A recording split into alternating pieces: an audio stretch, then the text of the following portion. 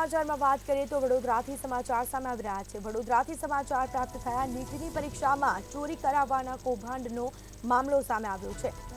Roy overseas office seal કરવામાં આવી છે અને સાથે જ કાર્યવાહી કરવામાં આવી છે। પંચમહાલ એસઓજીએ કાર્યવાહી હાથ ધરી છે। તો બીજી તરફ દસ્તાવેજી કાગળો પોલીસે જપ્ત કર્યા છે। તો પોલીસે કહી શકાય કે હાલ તપાસ હાથ ધરી કર્મચારીઓના નિવેદનો લેવાયા છે।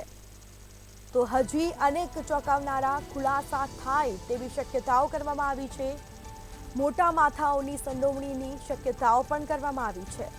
તો કર્મચારીઓના નિવેદન લીધા પંચમહાલ એસઓજી પોલીસ ઓફિસને સીલ કરી છે અને સમગ્ર મામલે હાલ કાર્યવાહી છે તે યથાવત રાખવામાં આવી છે। હજી ઘણી ચોંકાવનારી બાબતો પણ સામે આવી શકે છે।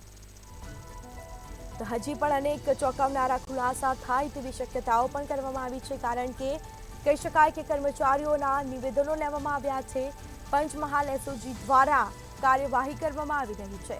રોય ઓવરસીઝ ઓફિસ છે તેને સીલ કરવામાં આવી છે। વડોદરામાં નીટની પરીક્ષામાં ચોરી કરાવવાનો કૌભાંડનો મામલો સામે આવ્યો છે।